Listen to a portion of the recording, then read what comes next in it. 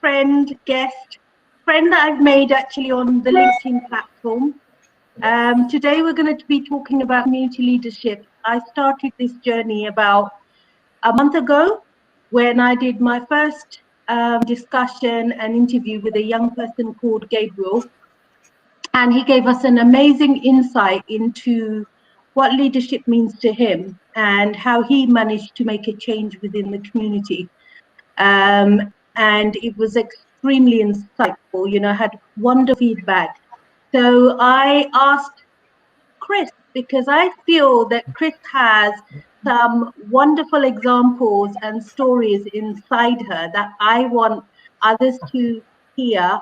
And I think it will be, I'm looking forward to, because I know Kris, you are going to tell us something that is really going to make us feel inspired and fresh. So back to the topic of community leadership, just a quick reminder that people often think of the word leadership and they think it's a big word. It's a title, and you think of the community, and I think you think that's a huge challenge. How do you actually get an entire community to follow you by starting something? Because to me, leadership is about starting the action, making the first move. And that is often the hardest, the most bravest move that you make.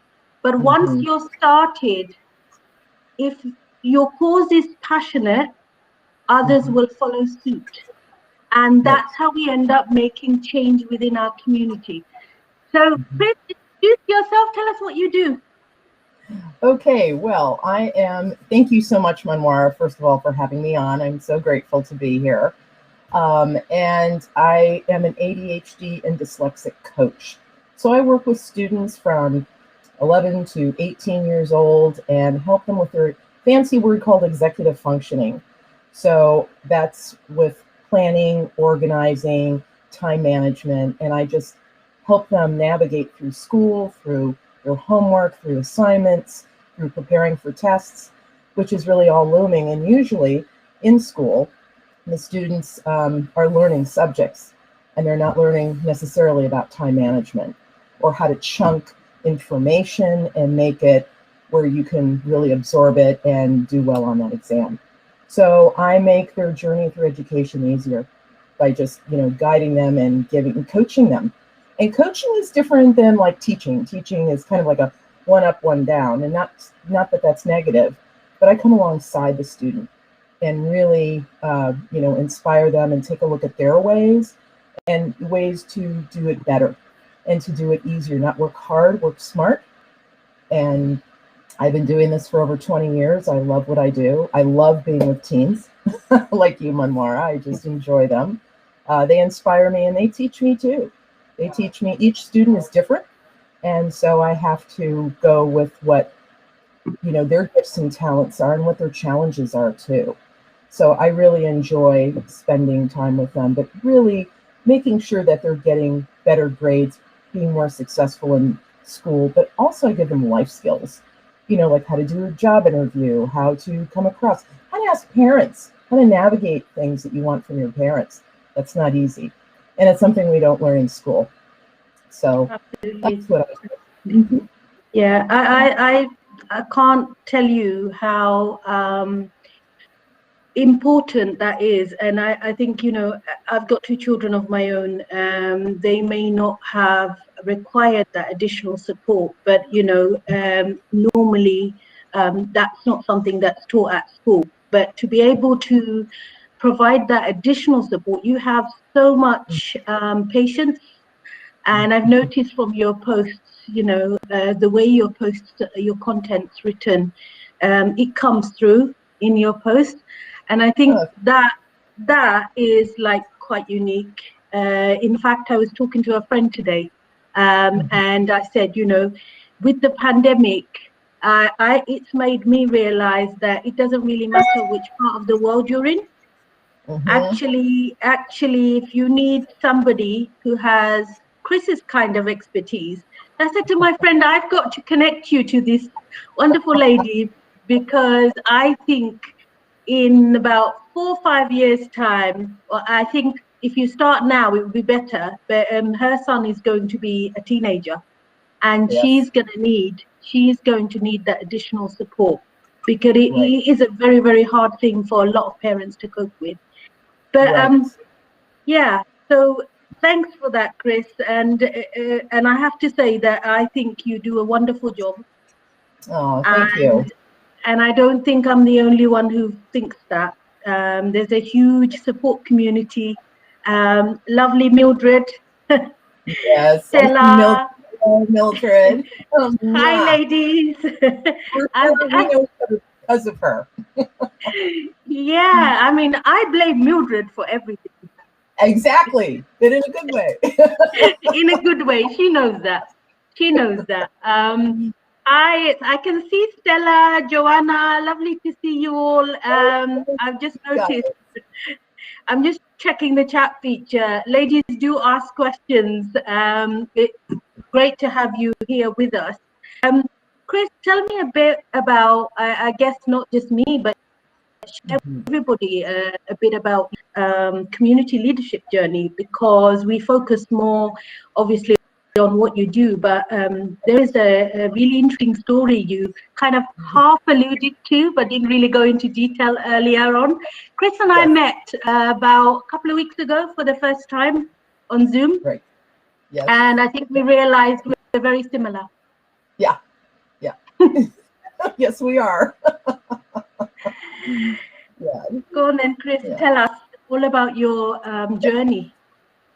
Well, I was diagnosed with breast cancer in 2012, and it was really hard. You know, my daughter just was starting high school, so she was 13, 14, and that's really hard. You know, I was a single parent, and when, you know, this was all going through, and I was successful. I've been now 9 years cancer-free, so I'm really happy. Amazing. But I wanted to take private pain and turn it into public purpose.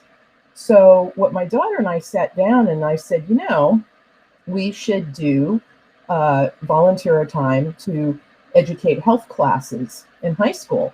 And so we did that for 4 years. And I approached health class teachers and I said, hey, listen, we would like to come in to discuss cancer. I would share my journey and my daughter would share hers. She went through, and you got to realize my daughter was in 9th grade, so freshman year of high school, and she was doing health classes to seniors, so people who were a lot older than her. And she was sharing her journey. So I shared mine with my surgeries, radiation, what that was like. But she shared what it was like to have a mom who was going through breast cancer, and things that you say, things that you don't say. Remember to include your parent, even though they're not feeling well. So that's when we started doing the community, but we took it up a notch. So there's a wonderful organization called Relay for Life, and I was in a breast cancer support group at the time. So they went ahead and they said, hey, you know, we need people to walk with for us, for our team, because all of us were older gals and walking 24 hours doesn't work. And I went, I know what I'm going to do. While we're doing these health classes, we're going to recruit teens to do this. And here in this country, when a child graduates high school, they have to have community service hours. And so what a lot of schools need is 50 hours. My daughter had 350 hours because anything I saw, I was like, hey, come on in, help mom, you know? And so that's what we did, is we were talking about our experience, but then we go back to the health classes in May and start promoting Relay for Life and how they can do, you know, get 24 hours and they can get this wonderful experience. And my daughter was promoting, she was the big one, and said, you know, it was really hard to know that my mom had breast cancer. But when I went to Relay, I realized that, oh my goodness, this is so positive. And, you know, I learned so much more. And it's not about death and dying. It's about, look at all these people having birthdays and celebrations. Oh, I'm 10 years out of cancer, 20 years, 50 years out of cancer. So she was a big influence with the kids, pulling the kids in. So that was year one. Year two, we decided again to ratchet up a notch. And I saw some incredible leaders. So we would get 20 to 40 kids volunteering for 24 hours. And how do you manage all those teams, right? That's where I came in. So I took the best 4 teams that I really saw leadership in, and I'd meet with them months before relay, and I called them my dream team. And they were the ones who were in charge of the 20 to 40 students.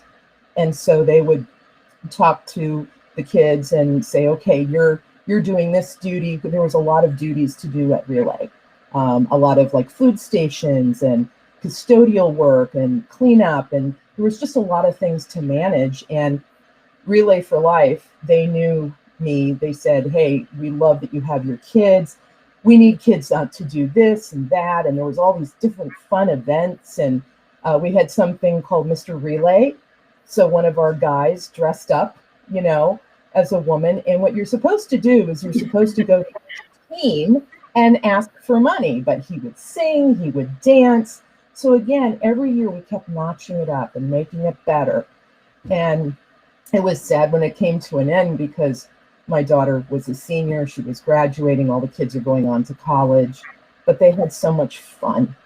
And people started signing up for Relay all over the place. They were like, oh my gosh, I want to sign up. I heard it was great. I didn't get to it last year, but I want it. And also the community service hours. You know, you get 24 hours. And I always said if they did extra cleanup after 24 hours, when it's over, you spent all night, all day, all night. You're really tired. And I'm like, I'll give you 10 additional hours if you do cleanup of this football field. And they did. And I said, you have to bring 10 little pieces. Let me see. And so they would then get 34 hours of community service. And they did this every year. So that's what was my first pull with community. That just sounds amazing. Yeah, putting it into amazing.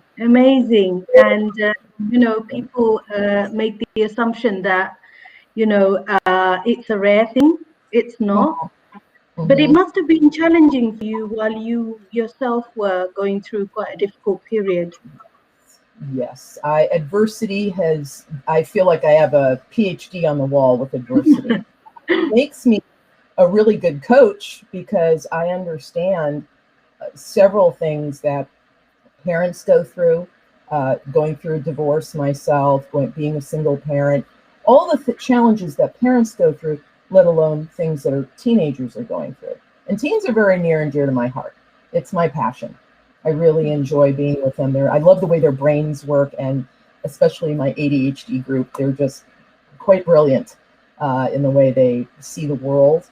And these are the new CEOs coming up. Let me tell you right now, they're really smart. But I always tell them, you still need your spelling to write that Post-it note to your secretary someday. So let's get that right, you know. But yeah, it's really wonderful. And now, I think I shared this with you. I know some people know, some people don't. But last September, I lost my house. My house burned to the ground in the Oregon Alameda fires, and everything was ash. It burned. There was like nothing left except metal and leftovers. So been dealing with that. God bless my parents. I'm living with them right now. But I feel that all the experiences, Manwara, that I've been through prepared me for that fire so I didn't fall apart. Yes, I've allowed myself to cry and feel my feelings, but it didn't devastate me. It's devastating, but it didn't knock me off my socks. I still kept going. And again, I really identify with families and especially students who have been through tremendous loss. I understand what that's like. So now my father is an emergency preparedness leader in his community. And he was the one who inspired me all last year. You know, you should have a go bag. And so I had these go bags, but I had this really large suitcase where I put all my scrapbooks. I'm a scrapbooker. And I saved 9 scrapbook albums out of 20 that I lost. But it's because of his preparing. And so now I want to go back, again, taking private pain and making it into public purpose. I'm going to be a speaker talking to people in this area about what it's like and what a real go bag looks like. You know, it's not a little backpack with little samples from the store. That's not a go back. You have to really be prepared in the event of losing everything. What does that bag look like? And especially with children, teens. So I am on the way to writing a book about that. I'm really excited. And I really think, well, what do you do with natural disaster? How on earth do you prepare? And each natural disaster, whether someone's lost their home in a fire or tsunami or flooding, we had Hurricane Katrina in this country years ago. We also had a place called Paradise, California, and they lost an entire town. Most of my town's gone, and the next town over is gone. And it's sad because some of the people that are there, they have the survivor's guilt. And so it's still lost, though. But just taking a look at that, and again, I have this knowledge, I've been through it, and how can I make someone else's journey a little bit better? And I think that's why we're here on this earth, is to take the edge off for each other and really contribute and make it just a little bit better. You've done a lot. So. Amazing. I can't for a minute imagine what it's like to have to go through that, to lose everything and to have to start all over again. But yes. one thing, and I know it's because we're talking about the topic of community leadership, is very, very clear to me. You were born to do it because your father sounds like a perfect role model to me. And you are an amazing role model to your daughter. And I think, I think I just found it so insightful, the stuff and the two links between what you did when you were going through your own challenges and turning your pain into a purpose. And really excited to hear you writing a book. Yes. I'm excited too. I can't wait to have that, spending more time in doing that. It's, juggling all the plates spinning, right? So that's something I've started, and I just have to keep going. So, and a little bit every day. That's what I tell my students. Can you just do 10 minutes? Can you do 5 minutes? Yeah, I can do that. It's manageable. Again, I teach time management, so I have to practice it myself. Of course, but most importantly, we are all human. We're not perfect, and we're not always going to get things right, and it's okay to make a mistake. And actually, what I said to one of my colleagues a couple of days ago is that it's also okay to make the mistake more than once. Changed, 2-3 years ago, I would say, no, you shouldn't make the same mistake again and again, because you should have paid attention after the first time. But life has taught me otherwise. But I'm just focusing on this whole thing about, how do you inspire a whole community to follow something? In your words, what do you feel the incentives were? Because in a way, you were the role model for everyone. Right. I think sharing something I've learned from Malachi Talabi, sharing your story. And story, the power of story is very important, that someone else has gone through adversity. And I think when people either look at you, they make judgments, and they're like some of my students, when they're brand new to me, they're like, what do you know about pain and adversity? What do you know? Because they assume, oh, you're an educator. You've gotten all A's, easy peasy for you. And it's like, no, that's not true. I worked really hard for what I have, really, really hard. But then I learned strategies when I was older in college, like, how to do things better. But I think when you share your story and adversity, like, we talk, the big thing is to be authentic. Well, I think it's to share your story, because we've been so busy being like this, and I'm perfect, and like, that's old now. Now people want to hear the stories, and they want to hear, because so many people have suffered this past year with tremendous challenges, whether losing a loved one to COVID, or loss of a job, loss of a home, different things, different challenges. So I think when people hear your story, they're more likely to go, okay, let me see what this is about. And I think that's where you inspire, is when you able to share a story and show how you came out of it. I've been so inspired by yourself and Mildred's lineup in her different seasons of these inspirational women, and listening to what they've been through. And I'm like, oh my gosh, but it enlightens me and encourages me to do better. And well, they went through that. Okay, good. And I think before the pandemic, we saw a lot of people imperfect. You see Facebook and all these amazing trips for people and all this amazing life. And we kind of feel like left in a corner, kind of sucking your thumb going, oh my gosh, am I just a failure?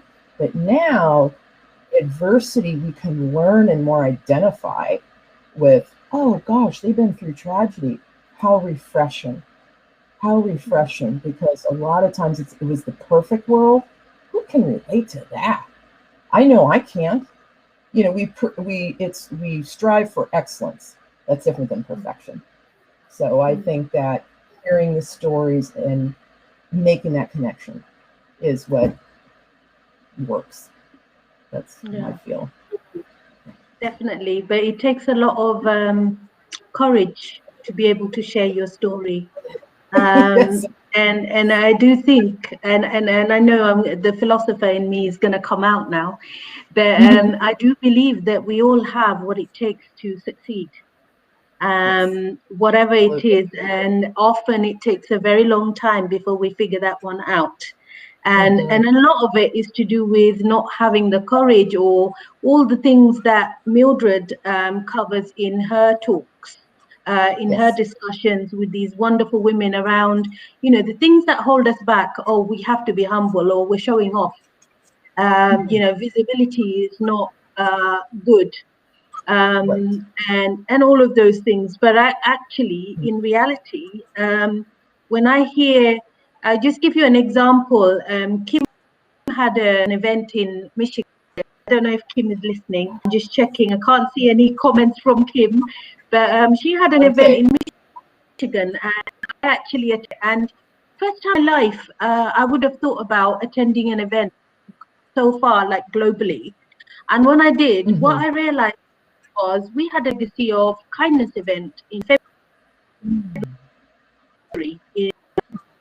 and I was sitting there. I was thinking, oh, this is just like our event, but it's in another part of the world, and they're doing the purpose and the intentions are exactly the same. So what makes us very different also makes us quite similar. That's correct. You're absolutely right on that. Yeah, that's what I love about LinkedIn. We're so similar, and we're from all over the world, and I love that. That's exciting. I love to hear how other ways and other people do things, but we really have a similar bond, and that's so nice. So nice. Absolutely. And what you talked about, your next step, doing more in terms of helping people prepare for the worst case scenario. Do you find it, or have you found it therapeutic for yourself? Oh, definitely. It's very healing. Let me tell you right now, it is very, very healing to just reach out. And it's kind of like when I did Relay for all those years, and connecting with the kids and telling my story. It's like you get closure over that. It's some people that works. Other people, I've had other friends who had breast cancer. They're like, you know what? I'm done. I'm good. I don't want to, because I feel like it's reopening the wound. Whereas I found it, I was like, oh, it's so healing. It was so nice to meet other people who had other cancers. What did they go through? My daughter loved too, is hearing all the fun and all the fun events at Relay, because we do a ton of fun. Every hour is a different costume and a different theme, and they have music. But to hear the journey that other people have gone through. Oh, and you talk about the word courage, tremendous courage, and getting comfortable with that. I think it's really getting comfortable with sharing your story. And of course, our wonderful Mildred, she's, share that. You get out there, put yourself out there. Whereas before it was always kind of like, oh, I don't want to talk about that, right? We talk about nice things. Well, it's our experience, which is part of us, which is again part of being authentic. So But yeah. do you, I mean, I think about LinkedIn and my own personal journey, and I think about Mildred. I think about, other people that are doing wonderful things, and on LinkedIn. And it just makes me realize that actually, when we do build the courage to share our story, it gives other people also the permission in some ways, or the courage to share Yes. theirs, because you see the real value, don't you? Oh, totally. Oh, yeah. And it's very cathartic. It is very therapeutic to share, and each time you share about who you are, even making mistakes, like we were laughing before, and I'm like, oh my goodness, I was really tired last week, and I was getting all these things mixed up, and just kept laughing at it. Whereas before it would be like a shame thing. So it's like moving away from camp shame and just, oh yeah, I made a mistake, or well, I flubbed up, because why? Everybody else in the world flubs up and makes mistakes. So again, you're more relatable. You're not up here and people are down here. I think it's been that way for too long. My personal feeling. Yeah. I agree with you. And I think in the past, certainly in my earlier leadership roles, it would affect me because sometimes certain stuff almost insinuate that, you're not living up to your role Right. because they are seeing a flaw in you or a weakness in you.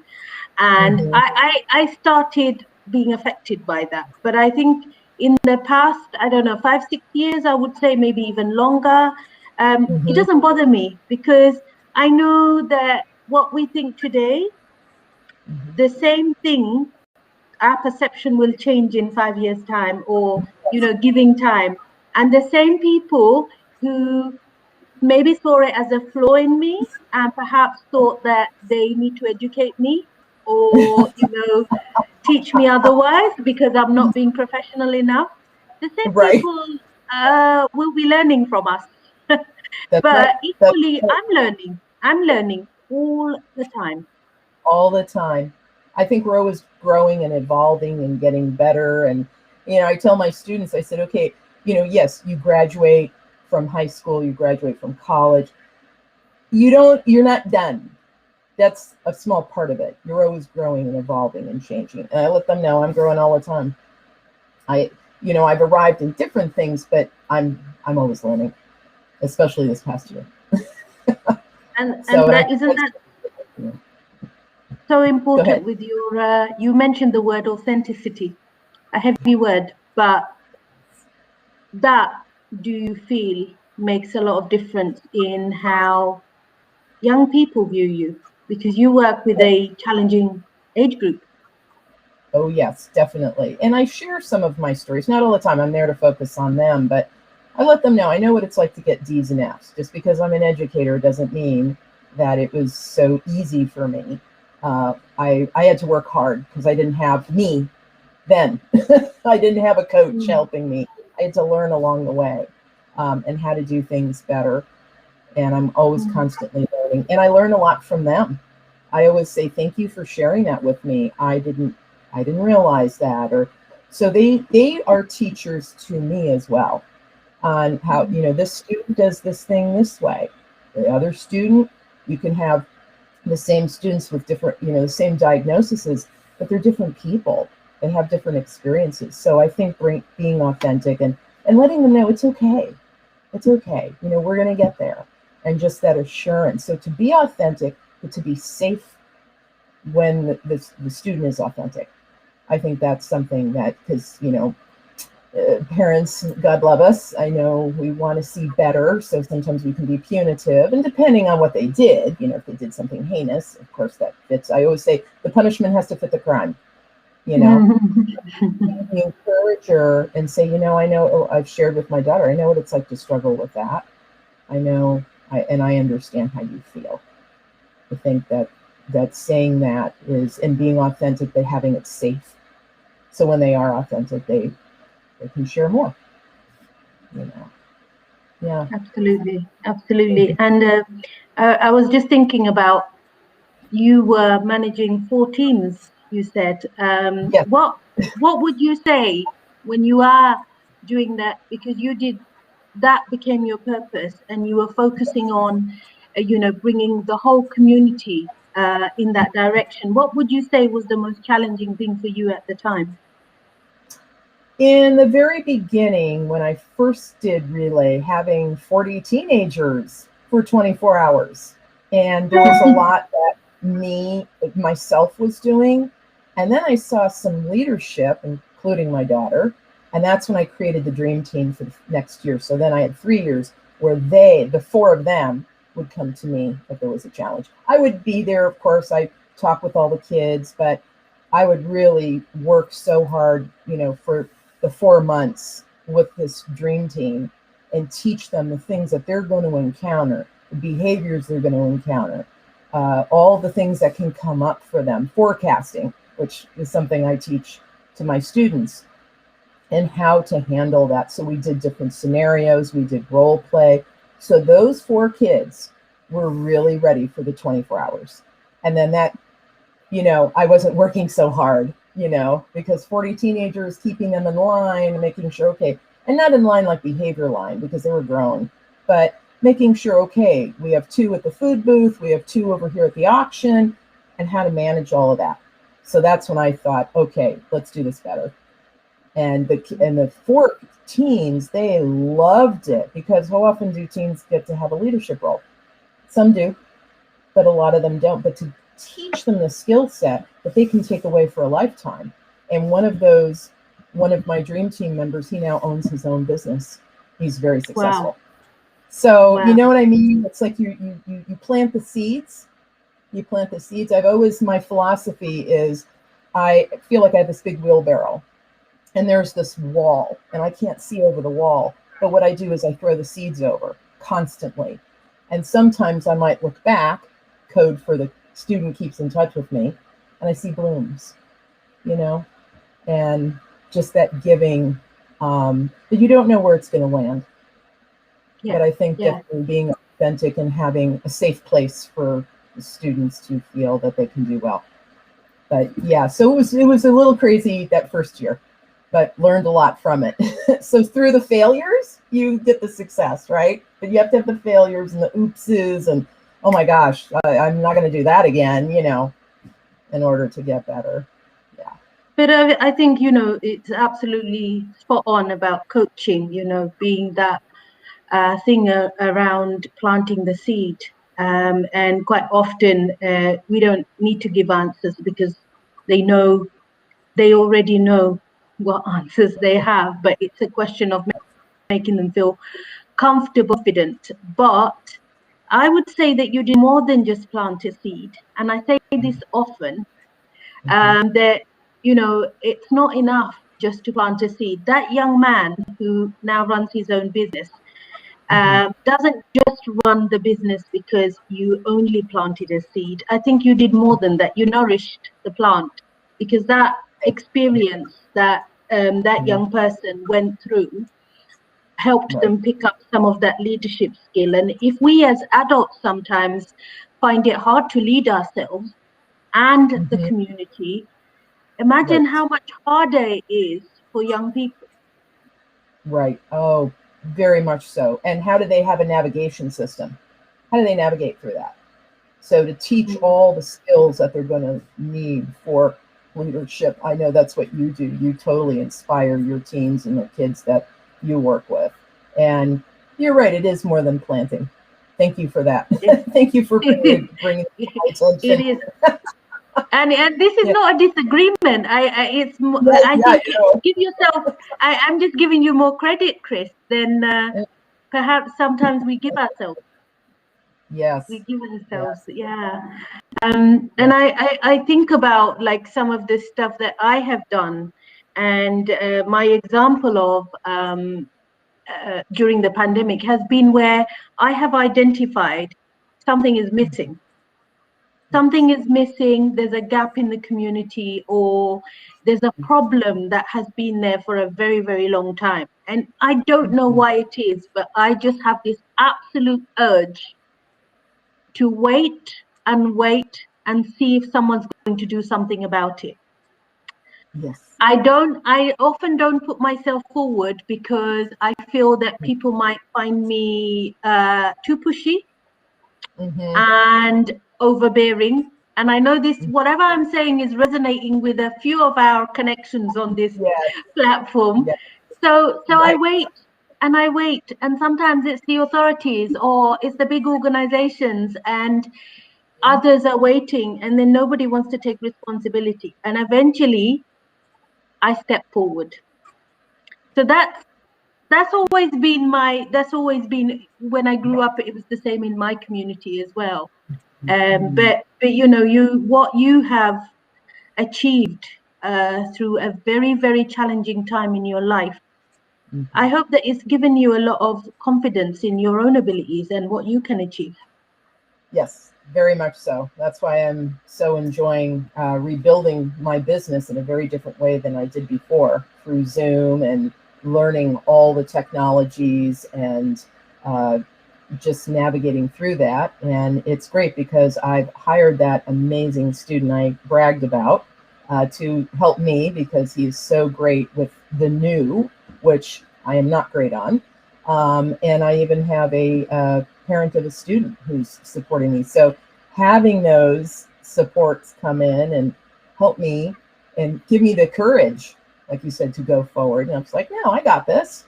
I can do this. And just having that confidence, because sometimes, you know, we make ourselves small, or oh no, or you figure because you reach a certain age, oh no, I can't. That's not true. That's not true. You can do anything at any time, whenever. Doesn't matter what you've been through. You can always do something different. And sometimes sometimes we have to. I sometimes wonder that there are times when we have to step up and lead because nobody else is doing it, and there Right. are times where people will come and ask us. And Yes. your examples are the perfect examples, you know, including the one that you shared about your father. These are examples where nobody's going to come and ask you. You do it Right. because it needs to be done. That's right. That's right. And you see something. That's why when all those years ago, I looked at Tracy and I, you know, we were both hurting, and I said, "Hey, let's share our story." She's like, "Yeah," you know. And I'm grateful that she was the kind of child that felt she has done acting since she was been on stage since she was 3. So getting up in front of an audience wasn't, and a competitive gymnast. So getting up in front of people wasn't an issue. I think it would have been looked a little different, but we would have created a platform if, you know, if she had some challenges there. But I think it's like, you just got to say, who's doing this? Like, who's talking about like the fire? How to prepare a real go bag? Well, no better than to hear somebody who's been through it and what you really need to be on the other side of that. I think it's important. And I'm like you, it's like you wait, you kind of look, and then it's like, and I don't wait much now. I'm like, okay, do. So I love your passion, what you do. Yeah. No, I'm glad. There's 2 of us. The world certainly needs more of that. I feel like I've been listening to a lot of, you know, renowned people in business psychology and leadership, and these are not things that I used to pay much attention to a year ago, but I've certainly become more and more interested to learn more. And I find that, you know, the whole thing around, do we wait? You know, most people will get promoted and they'll come to a title of, you know, team leader, whatever. But Right. there are people within the community that will do things and they're not interested in a title. But what we need is those people that are willing to make change, Yes. because leadership is more than just leadership. It's about making change. The world moves forward all the time, but there's not enough people that have the Yes, courage to make those changes that we need. that's So right. And do to you, do it in an inspiring way, to yeah, inspire others, and not, yeah, oh, I want the glory. You're going to stay small. It's all about me. Not that mindset at all, but to, hey, this is my story. And what's your story? You guys have a story. What are you going to do with this story? So, do you yeah. sometimes feel like, well, I know that I felt while being a lot more visible, and like I say, I blame Mildred on Yes, LinkedIn. Sometimes I have seen people like questioning and wondering, like, why am I doing this? And I know often they've got it wrong, because when mm-hmm, I say I want to make an impact, when I mm-hmm, say I want to make a difference, and when mm-hmm. I say I'm not doing enough, and they say, don't be silly, you're a workaholic. But that's not the point. That's not the Right. point. There's someone somewhere that's listening to what we're talking about today that is going to feel like, you know what?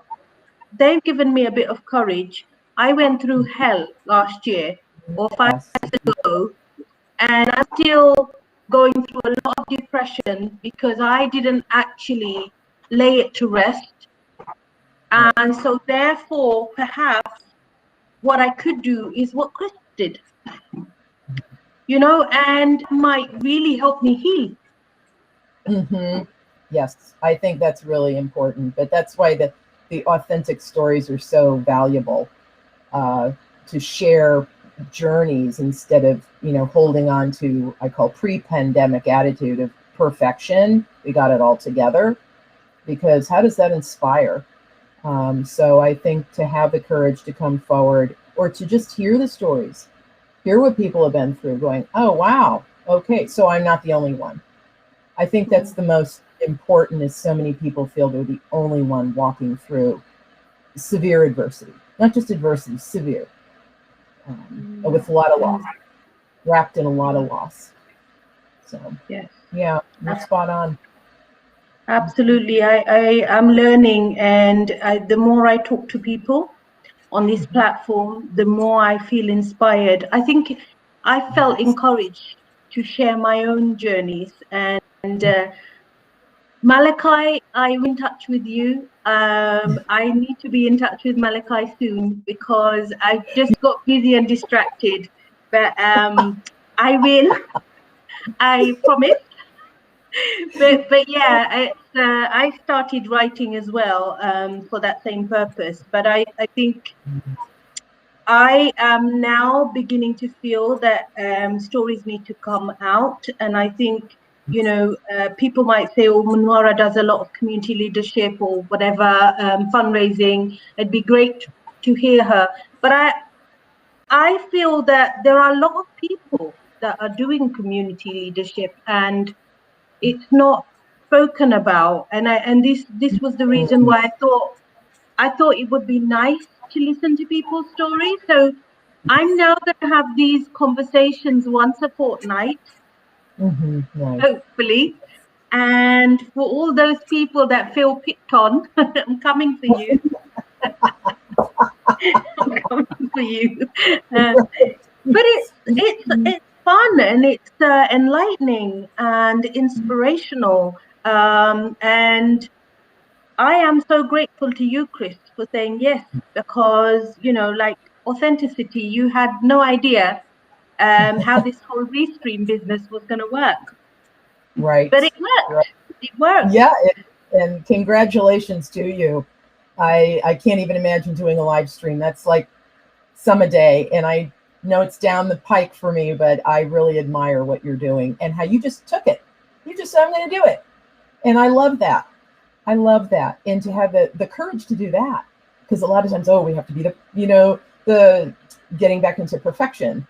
We have to be perfect at it. And, oh, no, just, hey, I want to do it. So I love your Yeah. spirit doing that. Thank Yeah. you. And I have to blame one more person for that. Okay, good. I don't know if you saw a past post, but Catherine Reed, I blame her. She's all the way in Oh, Austria, but she will put comments on my post like, "Just get on with it, woman." And sometimes and sometimes that makes me think, well, what's holding me back? But I guess it's that thing about finding the fine balance between what we do professionally and what we do, because I'm not doing this within my work time. I'm doing this because I want to do this, and Right. because I want to somehow I feel like there are more than one way of making a difference, and I feel like this would be the best way for me. And so that's been part of the reason why it's been a balancing act, trying to find your feet. We do see other people on LinkedIn, and they come on live, and quite often, people will have a pattern, and it's usually at a certain time, certain day of the week, or some people will do it on a monthly basis. For me, what I've realized will work is once a fortnight. And I also am so greedy when it comes to my connections. I want to choose a time that's convenient for as many people as possible. So I kept thinking, well, I can't do it at 5 p.m. That's UK time. This is going to be in bed. Right. Well, thank you for Having a being lie-in. And on a Sunday, right? Yes, exactly. Usually I'm like dragging myself out of bed right now, and it's 11:45. I've learned to be a morning person from being a parent and my background, but that's not where my sweet spot is, from 11 to 7. That's where I live, and sometimes 9 o'clock at night. So I tend to be more of a night owl. I get a lot of work done. But but no, I so appreciate you making time and asking me. So that was great. And I've learned to, because, Mildred and all of you guys, I've learned to deal with the 8-hour time difference really well. So you have so much fun, to have these incredible. And it's been valuable for me, because I have to say I haven't been great at learning the time difference. But I'll get there. I'll get there eventually. Right. Well, Yeah, no. Kris, who would have thought we've been talking for just over 45 minutes? Oh my gosh, that went by. I feel like 5 minutes. This was great. I really am grateful to you. This has been a lot of fun. I am grateful to you for spending your Sunday morning. It's okay. Well with worth me. it. And yes, absolutely. Thank you very much. Oh, you're welcome. And just gonna say goodbye to everybody who's been listening, everyone who's Bye. been supporting us. It was a challenge for both of us, but I think we made it. And it's also extremely humbling to everyone who's joined us today. Thank you very much. Thank you, Kris. Appreciate you giving up your time on Sunday. Thank you. Take care. Oh, of course. My pleasure. Take care. Bye-bye. Enjoy your Sunday evening, and enjoy your Sunday evening, everybody else. And all the best for next week. Yes. You want to, Kris? I'm going to end there. Wishing everybody a week ahead, and to everybody. Yes. And just because I want to leave you, our lovely connections, with a bit of laughter, I can confirm that our meetup is on Friday this coming week. Yes. Just in case. It was so confusing. Both Kim and I thought last Friday, and we're like, where is everybody? Yes. But anyway, listen, before I lose my professional cool, we better end this. Take care. Have a lovely evening, everyone. Bye-bye. Bye, Kris. Bye,